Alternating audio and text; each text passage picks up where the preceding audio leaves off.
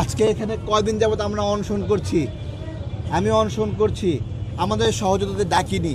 একটাই উদ্দেশ্য, মব সৃষ্টি হবে, কেওয়াস সৃষ্টি হবে, হইচই হবে। এই পাশে আমরা 50 জন থাকলে ওই পাশে ওরা অন্তত 30 জন থাকবে। তো এই দরজাটা ধাক্কাধাক্কি হবে তো চাইনি। সেই ভালো ব্যবহারকে এই মূল্যায়ন করছে। এমন একটা গো ধরে আছে যে আমরা এখানে অনশন করতে করতে মরে গেলে মরে যাব, তারপরে ওরা আমাদেরকে নিবন্ধন দিবে না। ভাই, আমি নিবন্ধনের দাবিতে শুধু আসিনি, একটা জুলুম করছে সেই জুলুমের প্রতিবাদ করছি এখানে। এবার আসি তারা কি করছে আসলে। আমি শুধু এখন নিবন্ধনের কথা বলবো না, এখন আমি বিচার চাইবো। জাতীয় লীগ নামে একটা সংগঠনকে এই কমিশনের কমিশনাররা মিটিং কইরা সিদ্ধান্ত নিয়েছিল নিবন্ধন দেবে, এবং তারা ডিক্লারেশন দিয়েছিল। সেই ডিক্লারেশন দেওয়ার পরে বিভিন্ন টিভি চ্যানেলে নিউজ হয়েছে এটা একটা ভুয়া সংগঠন, এবং শ্রমিক লীগের অফিসে জাতীয় লীগের অফিস হিসেবে দেখাইছে সেটা অস্থায়ী। এরপরেও সেই সংগঠনকে এই কমিশনাররা একজন বাধা দেয় নাই, একজন আপত্তি করে নাই জাতীয় লীগকে নিবন্ধন দেওয়া যাবে না। সবাই মিলে সমন্বিতভাবে সিদ্ধান্ত নিয়েছে তাকে নিবন্ধন তাদের দিতে হবে। কিসের বিনিময়ে সবাই মিলে রাজি হইলেন? সচিবরা, কোন কোন সচিব জাতীয় লীগকে নিবন্ধনের জন্য প্রস্তাব করেছিলেন? সে ভুল করে নাই, সে অন্যায় করেছিল। সেই অন্যায়ের বিচার আমরা চাই, ওই সচিবের বহিষ্কার চাই। ওই কমিশনার যে জাতীয় লীগকে নিবন্ধনের জন্য মতামত দিয়েছে, যারা চুপ করে দেখেছে, তাদেরকেও আমরা অপসারণ চাই। এরপরে আসি আরেকটি জালিমের খবর। ডেস্টিনির মালিক সাংবাদিক ভাইরা বলবেন, কোনদিন দেখছেন বাংলাদেশের কোন রাজনীতিতে অংশ নিছে? কোন রাজনৈতিক কর্মকাণ্ডে অংশ নিছে?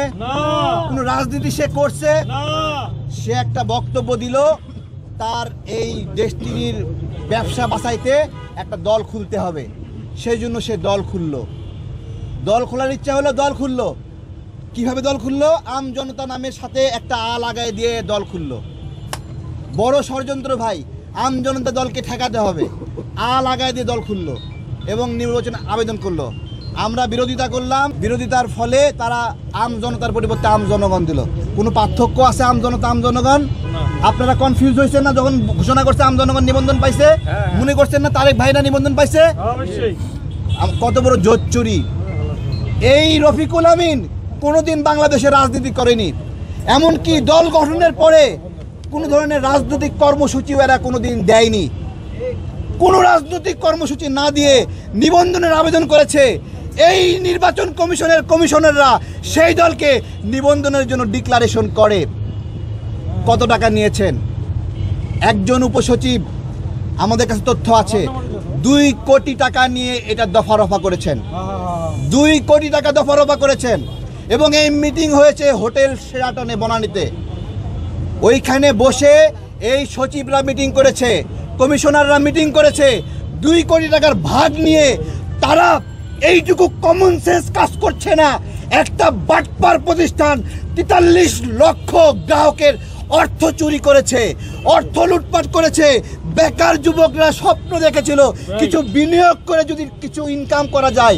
এই রকম বেকার ক্ষুধার্ত যুবকদের অর্থ মেরে দিয়ে যারা 12 বছর জেল খেটেছে, জেল থেকে বের হয়ে রাজনৈতিক দল খোলার আগ্রহ হয়েছে।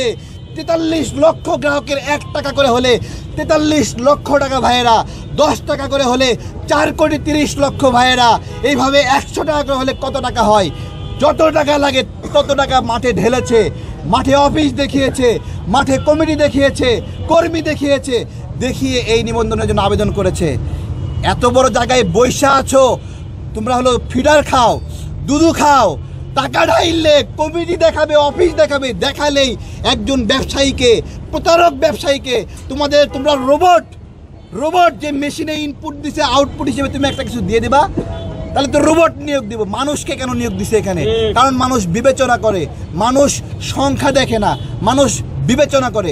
রাজনৈতিক দলের সাথে নির্বাচন কমিশনের সম্পর্ক, আমি নির্বাচন কমিশনারদেরকে বলবো, তোমরা আম জনতা দলকে চেনো না, কিন্তু ডেস্টিনির রফিকুল আমিনকে ঠিকই চেনো।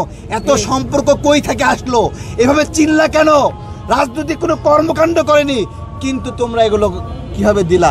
এই নির্বাচন কমিশন কোনোভাবেই সামনে সুষ্ঠু নির্বাচন করতে পারবে না, আমি বলে দিচ্ছি ভাইয়েরা।